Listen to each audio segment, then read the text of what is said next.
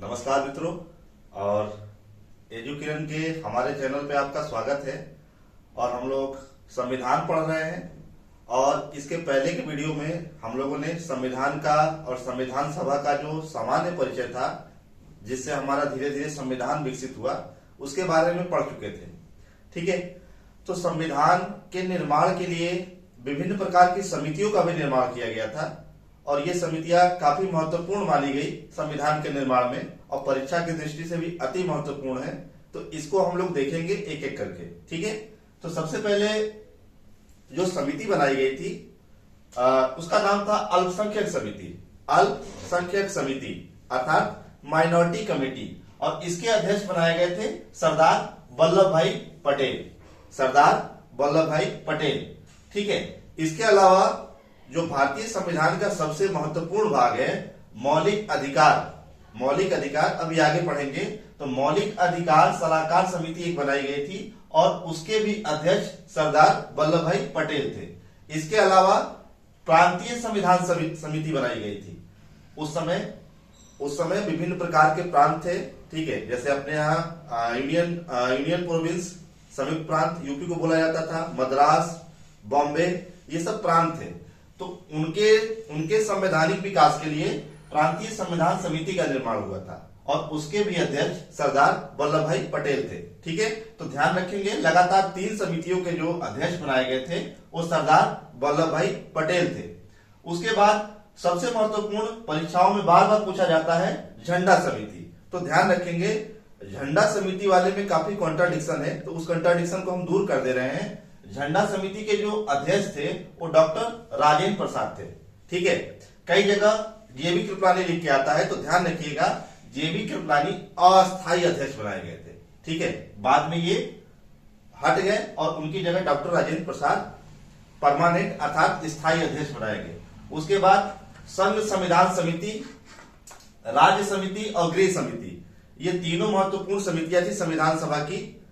तो इन तीनों समितियों के अध्यक्ष जवाहरलाल नेहरू थे, जो कि बाद में भारत के प्रथम प्रधानमंत्री बने। ठीक है, इसके बाद एक और समिति बनी, प्रक्रिया की नियम समिति। प्रक्रिया की जो नियम समिति थी उसके अध्यक्ष थे पट्टाभी सीतारमैया। पट्टाभी सीतारमैया पहले कांग्रेस के अध्यक्ष भी रह चुके थे, उन्हीं को ये प्रक्रिया के नियम समिति का अध्यक्ष बनाया गया था। ठीक है, एक चीज छूट गया था, ध्यान रखिएगा, संविधान सभा के वैधानिक सलाहकार नियुक्त किया गया था BN राव का। ठीक है, इसके बाद हम लोग अगली स्लाइड में पढ़ेंगे। ध्यान रखेंगे कि संविधान को का निर्माण के लिए हमने इसके पहले बताया था आपको 22 देशों के संविधान का अध्ययन किया गया था। ठीक है, 22 देशों के संविधान का अध्ययन किया गया था तथा विभिन्न देशों के संविधानों के अध्ययन के पश्चात कुछ ऐसे देश थे जिनके संविधान से कुछ चीजें भारतीय संविधान में शामिल की गई। ठीक है, तो अगली स्लाइड में हम वही पढ़ेंगे, ऐसे देशों के बारे में जहां से संविधान के कुछ नियमों को और कुछ अनुच्छेदों को भारतीय संविधान में शामिल किया गया। ध्यान रखिएगा, ऐसे 22 देश थे और जो संविधान में शामिल किए गए वो 10 ऐसे देश थे जिनके संविधान को अध्ययन करने के बाद उनके कुछ आर्टिकल और कुछ महत्वपूर्ण प्रावधानों को भारतीय संविधान में शामिल किया गया। ठीक है, संविधान में जिन देशों को के नियमों को, प्रक्रियाओं को शामिल किया, तो ऐसे 22 देश थे जिनके संविधान का अध्ययन किया गया और 10 देशों के संविधान के प्रावधानों को अंततः भारतीय संविधान में शामिल किया गया। तो ऐसे ये देश क्रमशः है। सबसे पहला आता है ब्रिटेन। हम लोग जानते हैं कि ब्रिटेन का ही सबसे ज्यादा हमारे भारतीय संविधान पर प्रभाव रहेगा। ठीक है, तो ध्यान रखिएगा, नागरिकता का प्रावधान।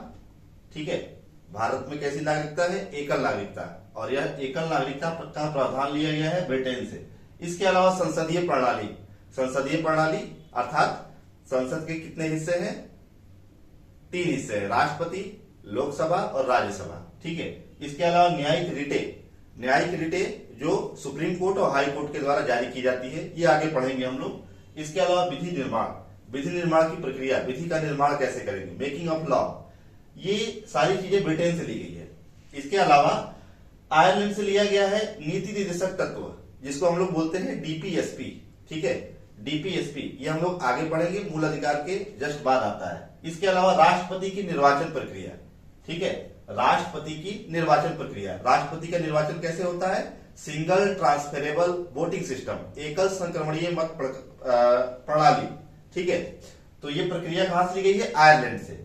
इसके बाद और आता है राज्यसभा में सदस्यों का मनोनयन। तो आपको पता होना चाहिए कि राज्यसभा में 12 सदस्यों का मनोनयन किया जाता है राष्ट्रपति के द्वारा।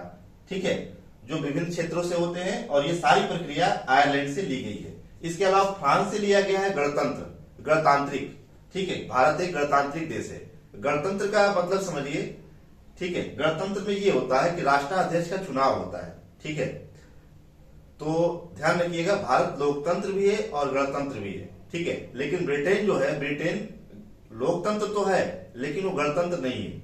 वहां पर राजतंत्र भी है, क्योंकि वहां पर महारानी है, और महारानी जो है अनुवांशिक चली आ रही है। अपने यहाँ अनुवांशिक नहीं है, हर बार चुनाव होता है। ठीक है, इसीलिए इसको गणतंत्र माना गया है।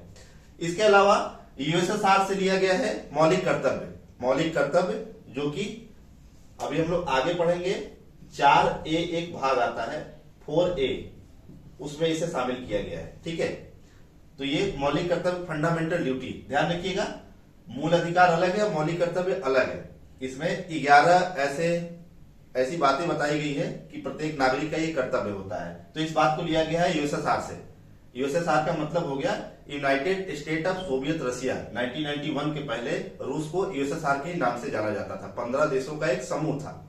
ठीक है, इसके बाद जर्मनी से लिया गया है आपातकाल की प्रक्रिया। ठीक है, तो ध्यान रखेंगे कि भारत में 3 प्रकार के आपातकाल का प्रावधान है, जो कि 352, अनुच्छेद 352, 356 और 360 में वर्णित है। और ये आपातकाल की प्रक्रिया ली गई है जर्मनी से।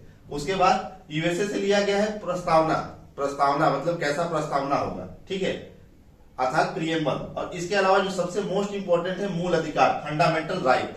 फंडामेंटल राइट जो है वो यूएसए से लिया गया है। ठीक है, इसके अलावा राष्ट्रपति पर महाभियोग। राष्ट्रपति पर हमेशा, राष्ट्रपति को अगर उनके पद से हटाना है तो महाभियोग के द्वारा हटाया जाता है, और ये प्रक्रिया ली गई है यूएसए से। और साथ ही साथ स्वतंत्र न्यायपालिका। ठीक है, हम लोग जानते हैं कि अपने यहाँ न्यायपालिका स्वतंत्र है। ठीक है, तो इस प्रकार से स्वतंत्र न्यायपालिका, महाभियोग, मूल अधिकार और प्रस्तावना, ये यूएसए से लिया गया है। इसके अलावा लिया गया है कनाडा से संघीय व्यवस्था। संघीय व्यवस्था का मतलब क्या होता है?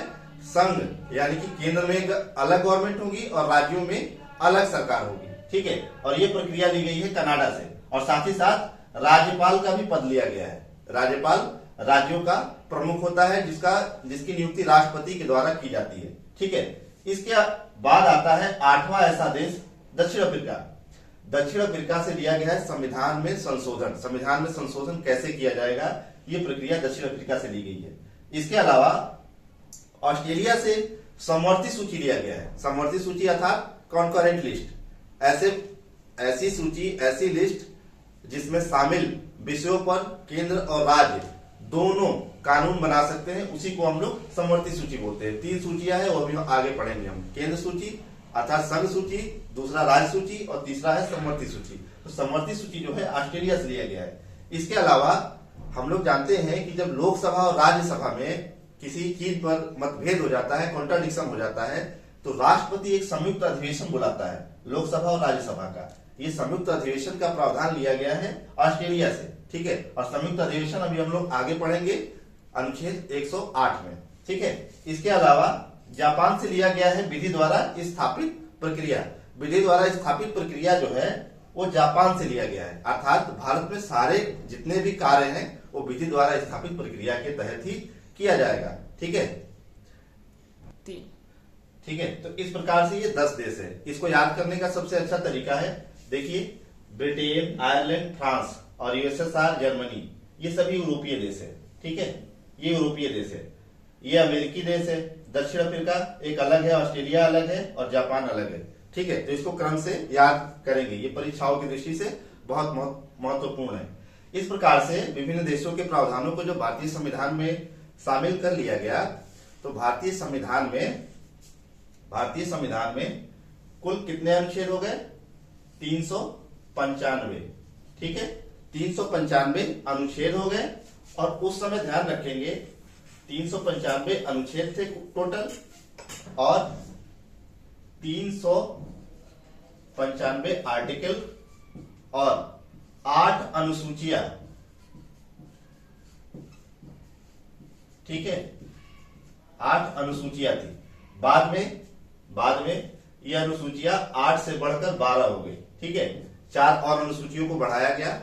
ठीक है, और वर्तमान में अगर देखा जाए तो संविधान में 395 अनुच्छेद 8 की जगह 12 अनुसूचियां और 22 भाग है। ठीक है, ये वर्तमान संविधान के बारे में वर्तमान संविधान में ये सारी चीजें वर्णित है। 395 अनुच्छेद और 12 अनुसूचियां और 22 भाग। ठीक है, इसके बाद ध्यान रखेंगे भारतीय संविधान का जो था अंतिम बैठक हुई वो 24 जनवरी 1950 को हुई। ठीक है, और भारतीय संविधान को पूरी तरीके से 26 जनवरी 1950 को लागू कर दिया गया है। ठीक है, और 26 जनवरी को हम लोगों को पता है कि हम गणतंत्र दिवस मनाते हैं। ठीक है, 26 जनवरी को भारतीय संविधान को लागू किया गया और इसके पहले हम लोगों ने पढ़ा था कि 26 नवंबर 1949 को संविधान का अधिग्रहण कर लिया गया था, इसीलिए 26 नवंबर को विधि दिवस मनाते हैं। ठीक है, एक बात और ऐतिहासिक चीज है कि 26 जनवरी 1930 को लाहौर में कांग्रेस का अधिवेशन हुआ था जिसकी अध्यक्षता किए थे जवाहरलाल नेहरू। तो जवाहरलाल नेहरू ने रावी नदी के तट पर 26 जनवरी 1930 को पहली बार तिरंगा फहराकर भारतीय स्वतंत्रता का संकल्प लिया। ठीक है, तो 15 अगस्त 1947 के पहले भारतीय स्वतंत्रता दिवस का आयोजन किया जाता है 26 जनवरी के दिन ही। ठीक है, तो जानबूझकर 26 जनवरी 1950 को भारतीय संविधान को इसलिए लागू किया गया ताकि पहले वाली सुरक्षित डेट हो सके, क्योंकि हम लोग को स्वतंत्रता दिवस 15 अगस्त को मनाते हैं, तो एक गणतंत्र दिवस का और आयोजन किया गया और उसी दिन 26 जनवरी को जो पुरानी तिथि थी हमारी स्वतंत्रता की, उसी दिन भारतीय संविधान को लागू किया गया। इसके बाद हम लोग अब अगले वीडियो में एक एक करके सभी अनुच्छेदों को पढ़ेंगे जो परीक्षाओं की दृष्टि से अति महत्वपूर्ण है। सभी अनुच्छेदों को नहीं पढ़ेंगे, लेकिन जो परीक्षा की दृष्टि से अति महत्वपूर्ण है उसके बारे में हम लोग पढ़ेंगे। ठीक है, और अब इसके लिए अगला वीडियो ले आएंगे हम विभिन्न प्रकार के जो महत्वपूर्ण है परीक्षा की दृष्टि से वैसे अनुच्छेदों को। ठीक है, आज के लिए बस इतना ही। आगे ऐसे ही हमारा वीडियो देखते रहिए। धन्यवाद, आपका दिन शुभ हो।